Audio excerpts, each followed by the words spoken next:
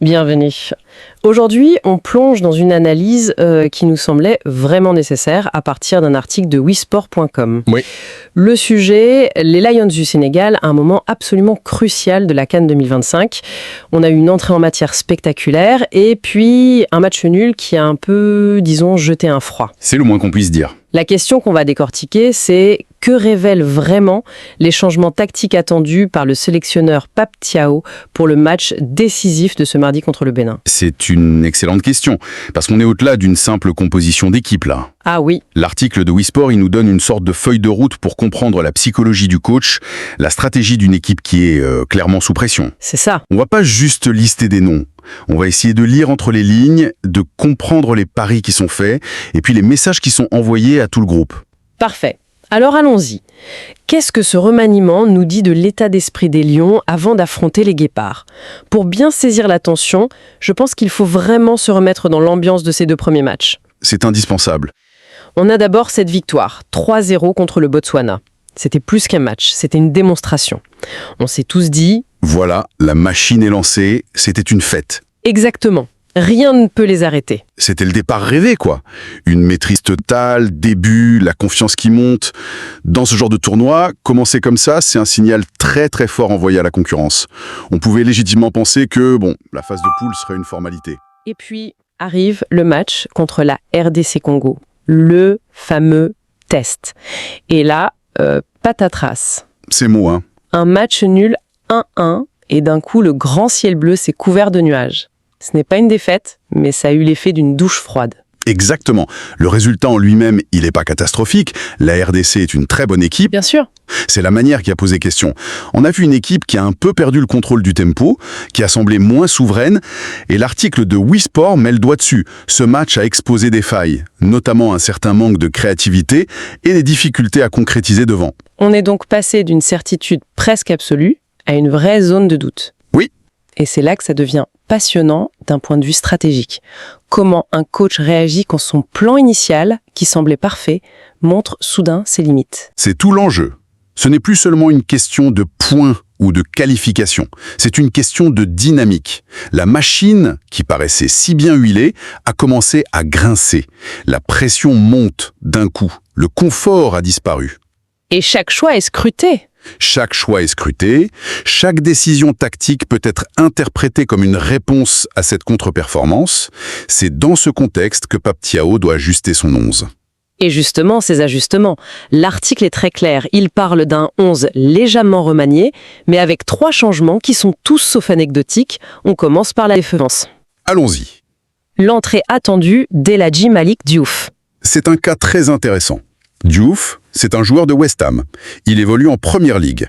On parle donc d'un joueur habitué à un très haut niveau d'exigence physique, tactique. Et pourtant, on ne l'a pas vu. Pas une seule minute. Suspendu au premier match, sur le banc au second. Le coach a préféré aligner Ismail Jacobs.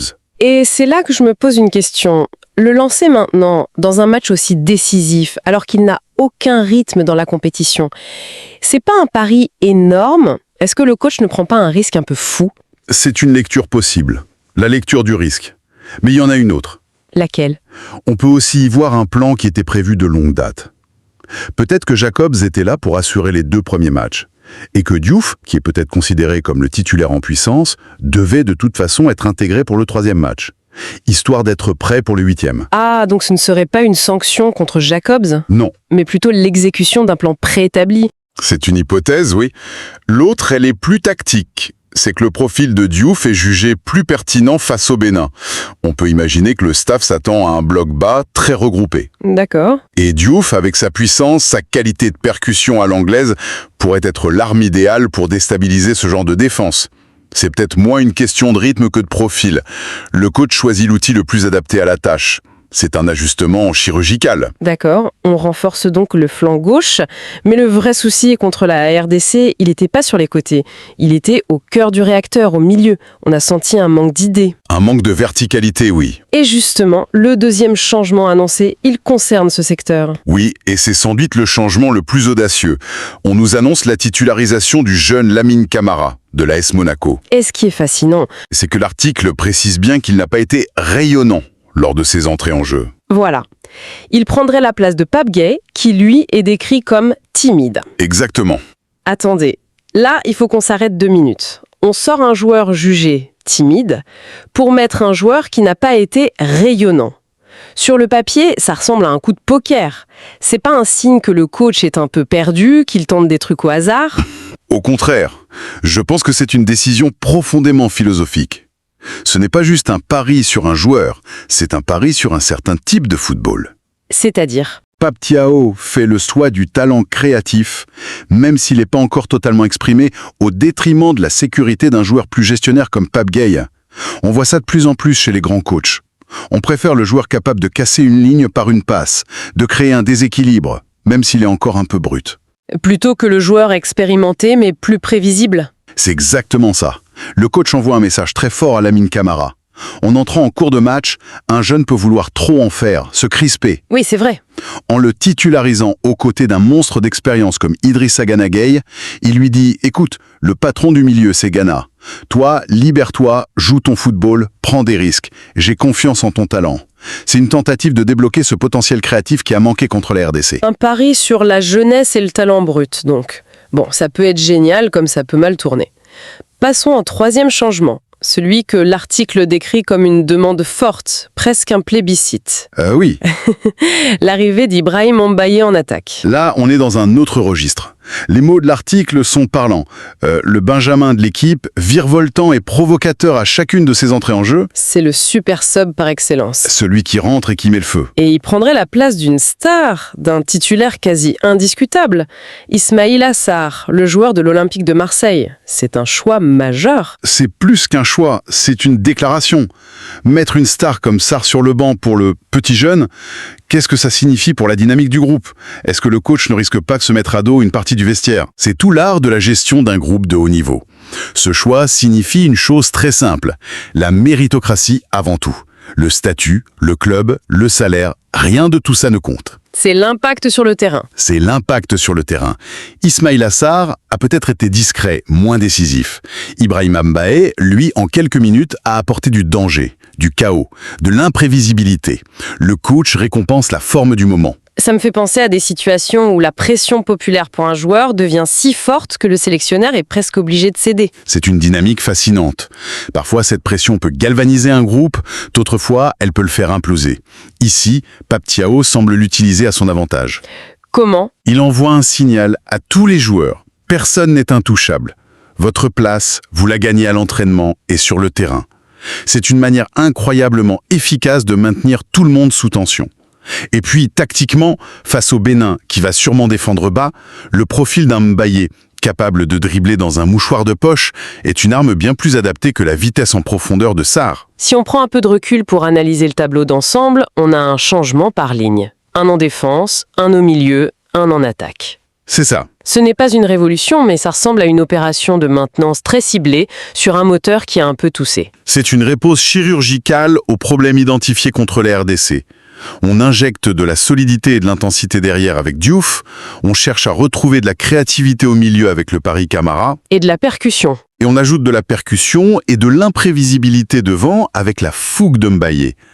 Chaque changement a un objectif limpide. Ce n'est pas un coach qui panique, c'est un coach qui diagnostique et qui prescrit des remèdes. On a l'image d'un sélectionneur pragmatique qui n'est pas enfermé dans ses idées. Il a vu les mêmes choses que les observateurs et il agit en conséquence. Précisément. Il n'a pas peur de se déjuger, même si ça implique de froisser des égos importants.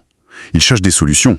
Il y a une phrase de lui qui est citée en référence dans l'article où il disait, après le match nul, vouloir savoir tuer les matchs plus tôt. Ah oui, Ces 3 changements, c'est la traduction directe de cette volonté. Il ne veut plus que son équipe domine stérilement et reste à la merci d'un contre. Il veut reprendre le contrôle. donc au-delà de la qualification, l'enjeu de ce match contre le Bénin, c'est aussi de se prouver et de prouver aux autres que le couac contre la RDC n'était qu'un accident.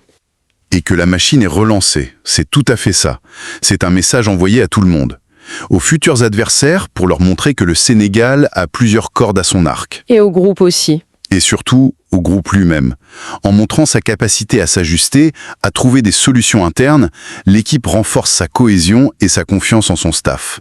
C'est fondamental pour aller loin dans une compétition comme la CAN. On s'attend donc à voir des Lions avec un visage rafraîchi, peut-être plus audacieux, pour ce match coup près. Une équipe ajustée pour retrouver l'élan de son entrée dans le tournoi. Oui, et toute l'analyse de Wii Sport se concentre logiquement sur l'apport de ses entrants, sur les solutions. Mais en refermant l'article, il y a une autre question, une pensée qui reste un peu en suspens. Laquelle? On a parlé de ce qui se passe dans la tête du coach, mais que se passe-t-il dans la tête des joueurs qui sortent du 11? C'est vrai, on n'en a pas beaucoup parlé. Prenez un Ismail Assar, un Pape Gueye. Ce ne sont pas des joueurs de complément, ce sont des cadres, des joueurs avec un statut international qui jouent dans des grands clubs européens. La clé du succès du Sénégal ne résidera peut-être pas uniquement dans la performance de Diouf, Camara et Mbaye. Elle résidera aussi, et peut-être surtout, dans la capacité du coach à gérer la frustration de ceux qui se retrouvent sur le banc. C'est un point crucial. Comment transformer un titulaire déçu en une arme redoutable à la 70e minute? Comment faire en sorte que l'intérêt du collectif prime sur l'ego individuel? La gestion de l'humain dans les jours qui viennent pourrait devenir encore plus cruciale que les choix tactiques eux-mêmes. C'est souvent là, tu vois, que se gagne ou se perd une grande compétition.